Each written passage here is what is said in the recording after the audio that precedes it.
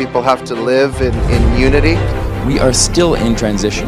Civil society has been decimated. Of course, we rely on media. And I think the government has not done enough. The international community has failed to respond. No place in the world is perfect.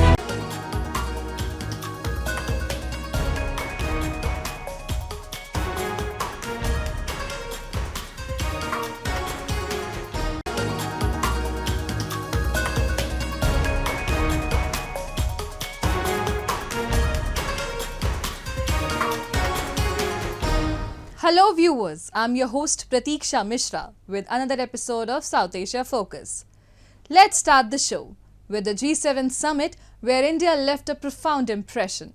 Prime Minister Narendra Modi's presence underscored India's confidence and robust global influence. India's proactive stance on technology and energy initiatives was spotlighted as PM Modi reaffirmed New Delhi's pledge to exceed climate change conference targets ahead of schedule. His dialogues with global leaders further demonstrated India's commitment to advocating for global South nations amidst prevailing global uncertainties. Take a look. In the vibrant atmosphere of a bustling summit hall adorned with flags representing the world's foremost economies, Indian Prime Minister Narendra Modi emerged as a symbol of confidence and determination, capturing the spotlight at the G7 summit in Italy's Apulia. Cameras seized a defining moment as PM Modi confidently took center stage where leaders from across the globe had converged, thereby highlighting India's pivotal position on the global platform. Another remarkable highlight at the event was the Italian Prime Minister's adoption of the Namaste gesture at the summit, a sincere tribute showcasing her profound respect and genuine appreciation for India's diverse cultural legacy.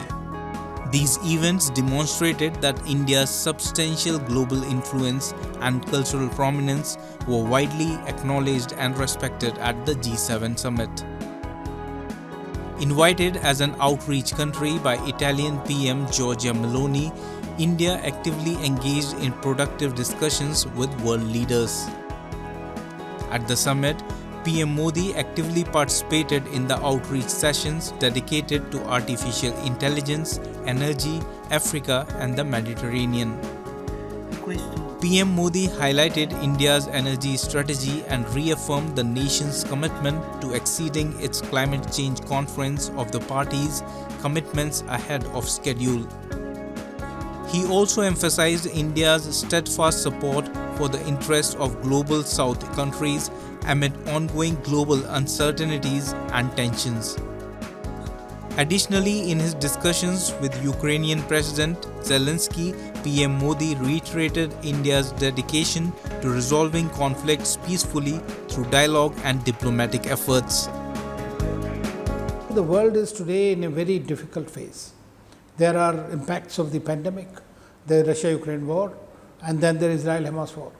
All these have the larger impact on the global South, on the world, especially the developing countries. So India is the voice of the global South. So when those countries that so-called advanced economies are conferring among themselves how to confront these challenges, India brings a voice of sanity. When India says that there should be a dialogue, diplomacy, and for peace, and that this is not an era of war. Now that is something that is a message that goes through. At the summit, PM Modi emphasized India's proactive stance in international diplomacy with the goal of tackling global challenges and advancing peace and prosperity worldwide. In addition, Prime Minister Modi met with Pope Francis during his engagements, extending a formal invitation for the Pope to visit India. I'm very happy to hear that the Prime Minister, Mr. Modi, is meeting Pope Francis on the sidelines of the G7 meeting. I was aware that the Pope is attending and addressing the members of the G7. The meeting not only highlighted the diplomatic relations between India and the Vatican, but also emphasized their shared commitment to advancing peace, justice, and humanitarian causes globally.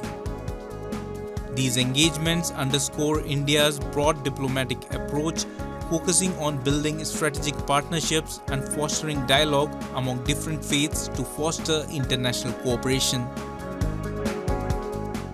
Moving on. In Pakistan-occupied Gilgit-Baltistan, tensions are escalating at the Karakoram International University campus. Students are protesting against what they see as unjust fee hikes and the imminent threat of campus closure. Many of these students hail from remote areas, hoping for a brighter future through education, only to encounter unexpected challenges. The Vice-Chancellor's announcement of possible closure due to funding shortages has sparked outrage, leaving students betrayed. A report. Outside the Hunza campus of Karakoram International University, students from different parts of Pakistan-occupied Gilgit-Baltistan are protesting against the government and university administration. They had journeyed from their remote hometowns with aspirations of higher education, only to confront an unexpected reality at the university. Fees were hiked arbitrarily without justification, and students found themselves subjected to unexplained harassment. The situation took a dire turn when the Vice-Chancellor declared the imminent closure of the campus, citing insufficient government funding as the reason. This abrupt announcement left the students feeling disillusioned and betrayed, as they had hoped the university would be a gateway to knowledge and opportunity, not a victim of financial mismanagement. Authorities से हमारे लिए जो decision आया है कि campus बंद कर देंगे, लेकिन ये जो डिसीजन है इसको हम नहीं मानते, इसकी हम भरपूर मजम्मत करते हैं, क्योंकि ये हमारे लिए बहुत स्टूडेंट्स के लिए नुकसानदेह हो सकता है हमारे लिए। तो हम इस डिसीजन को नहीं मानेंगे। हम भरपूर कोशिश करेंगे कि कैंपस बिल्कुल भी बंद ना हो, और क्योंकि हमारे डिग्रीज भी कंप्लीट बिल्कुल नहीं है, कंटिन्यू चल रही हैं, तो इससे हमारा बहुत बड़ा नुकसान हो सकता है स्टूडेंट्स का। Despite global efforts to advance education, the situation in this region appears to be regressing. Numerous obstacles hinder students' pursuit of education here. Budgets for higher education are slashed. Funds from the Higher Education Commission are sporadic for Karakoram University, and vice-chancellors frequently go absent for extended periods, stalling critical decisions. Favoritism often dictates decisions, and when students persist despite these challenges, university campuses face sudden closure decreed by the Vice-Chancellor. These cumulative setbacks underscore a troubling trend where education progress is thwarted by systematic inefficiencies and administrative neglect. यहाँ के जो है ये तो कोई यानी इंसाफ नहीं होगी कि हम जो है बीच में आके हमारी डिग्री छीनी जाए, और साथ साथ ये भी सुनने में आया कि 25% जो है फी में इजाफा की गई है। तो यहाँ पे कोई इतने अमीर लोग नहीं है कि जो एक साथ जो है 25% फी का जो इजाफा होगा उसको हम जो है मान लें। और साथ साथ हुंजा कैंपस जो है अभी बाकी सब कैंपस से शायद ही ट्रेंड यानी आगे है, तो इनके मुस्तकबिल का जिम्मेदार कौन है। एचईसी से हम ये रिक्वेस्ट करते हैं कि आप जो है अपने जो फैसला है उसको जल्द अज जल्द वापस लें। तो ये इतनी बात नहीं है कि आप 700 स्टूडेंट्स और तकरीबन 27 प्लस जो है फैकल्टी उनको जो है आप रोडों पे ख्वार किए। There appears to be a deliberate effort to undermine education in Pakistan-occupied Gilgit-Baltistan. It appears Pakistan is reluctant to provide quality education to students in these territories, possibly fearing that an educated populace would challenge their control. Despite setting up university campuses like in Hunza to facilitate learning, these institutions have been plagued from the start by tension, incompetence, irresponsible management, and corruption. This situation has transformed them from centers of learning into symbols of disorder and mismanagement. Many students from Gilgit-Baltistan travel to major cities such as Karachi to pursue higher education when they cannot secure admission in local colleges or pursue their desired courses. However, this option is financially impractical for most, making local universities their only viable choice. If these institutions are also forced to shut down, the future for these aspiring students looks bleak, raising serious questions about their access to quality education and opportunities for academic growth. Time now for Asia This Week, the stories from across the continent. Thailand's Senate passed the final reading of a marriage equality law, paving the way for it to become the first country in Southeast Asia to recognize same-sex couples. The bill comes after more than 2 decades of effort from activists and politicians after previous drafts did not reach Parliament. With the support of nearly all lawmakers in the upper house, the law next needs royal approval. It will come into force 120 days after it is published in the Royal Gazette. Lawmakers and activists were seen celebrating in Thailand's parliament, waving rainbow flags and smiling, with some raising their fists in solidarity with the LGBT community.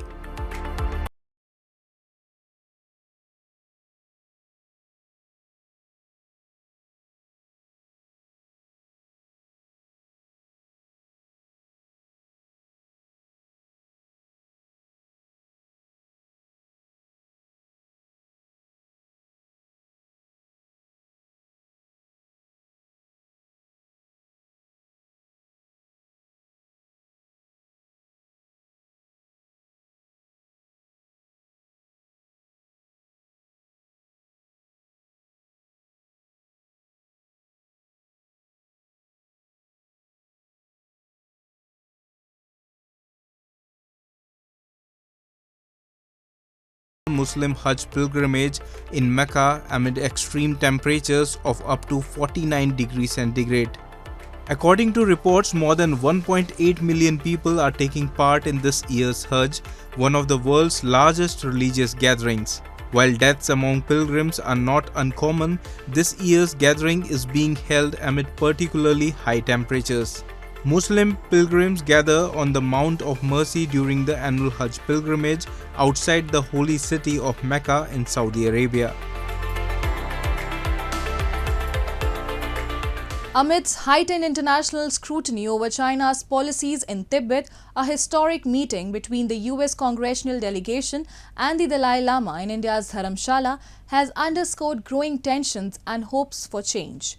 The delegation's visit follows the recent passage of the Tibet Resolve Bill in the US House of Representatives, signaling a renewed push for Tibetan autonomy and cultural preservation. Take a look. A delegation from the US Congress held a historic meeting with the Dalai Lama amidst heightened international scrutiny over China's policies in Tibet. The meeting, which took place at the Dalai Lama's residence in India's Dharamshala, came in the wake of the recent passage of the Tibet Resolve Bill in the US House of Representatives.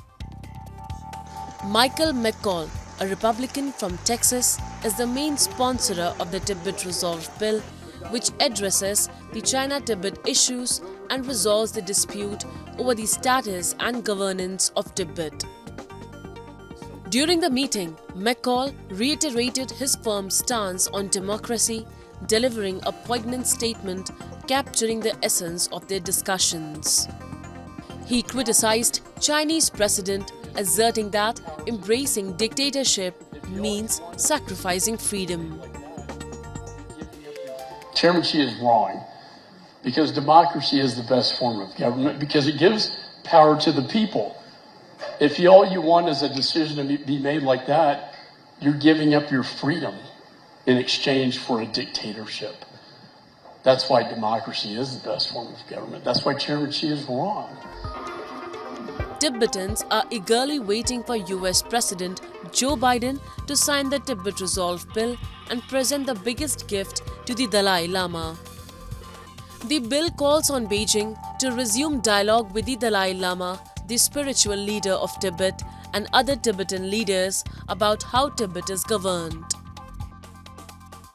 Gregory Meeks, a US representative, expressed that despite objections from China, their determination to uphold the principles of the bill remains strong. China can express unhappiness if it wants. We're going to stand for what's right. What's right is to make sure that Tibetans have freedom.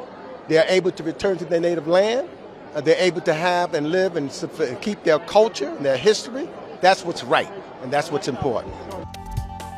Penpa Shering, the president of Tibet, highlighted the pervasive influence of Beijing's propaganda, leveraging its economic and political might to enforce a narrative that Tibet is an integral part of the People's Republic of China.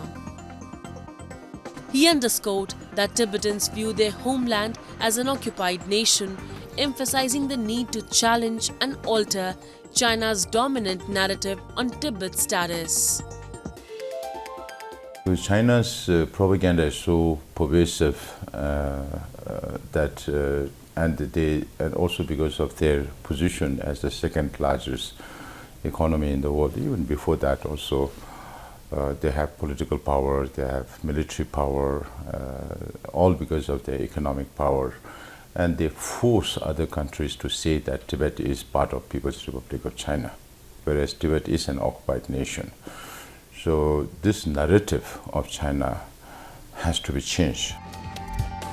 These developments underscore a growing international consensus on supporting Tibet's autonomy and cultural heritage amidst challenges posed by China's economic and political influence.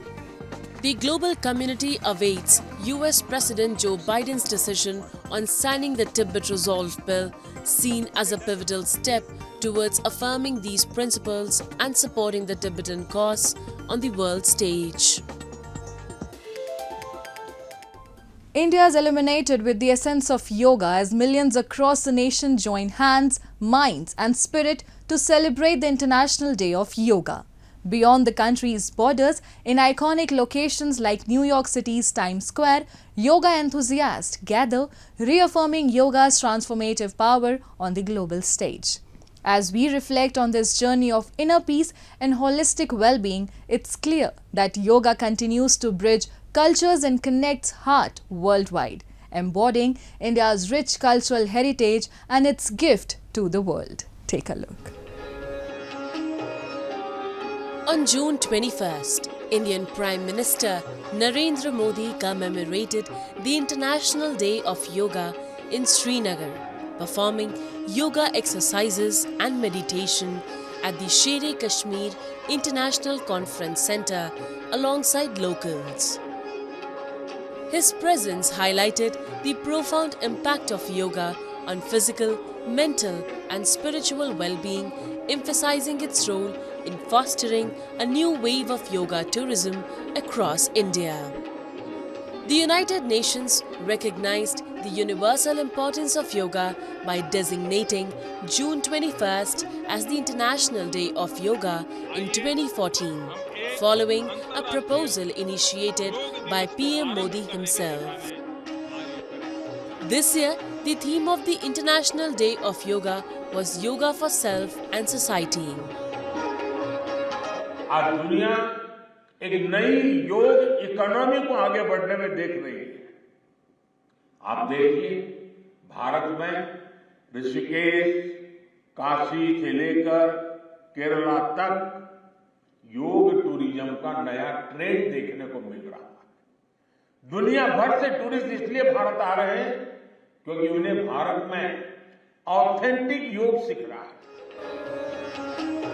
Originating in India, yoga includes exercises, postures and meditation aimed at achieving physical, mental and spiritual well-being. Yoga was practiced across the nation on Yoga Day, a celebration that united people from diverse backgrounds in a collective embrace of this ancient discipline. Amidst the early morning mist, participants of all ages and walks of life engaged in synchronized yoga poses, guided by experienced instructors who highlighted the health and spiritual benefits of each posture. On the day, the atmosphere buzzed with energy and devotion as people breathed in unison, fostering a sense of unity and harmony among the diverse crowd. Meanwhile, globally, Yoga Day was embraced as an opportunity to embrace yoga's timeless wisdom and health benefits.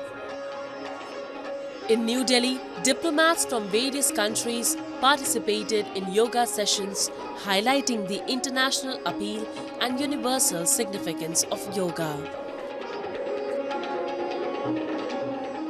It's fantastic to be here in Delhi, actually able to practice yoga on International Yoga Day with Dr. Nishant Shankar. I mean, both myself and my deputy are regular yoga practitioners, and so actually to be here with all the diplomatic corps was fantastic. I think it really is India's gift.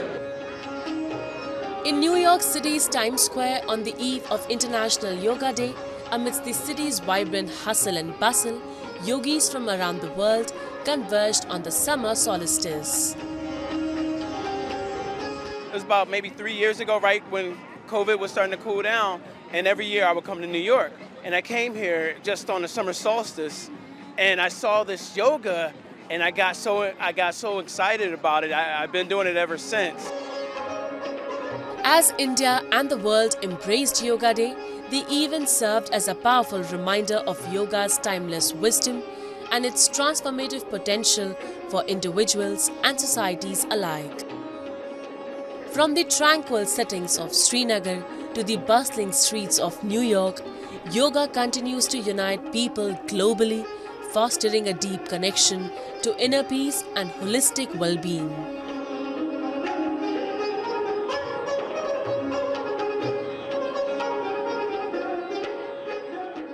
This global celebration underscores yoga's enduring role in fostering unity, peace and well-being across nations. And with that, we come to the end of this week's episode. See you next week. Goodbye and take care.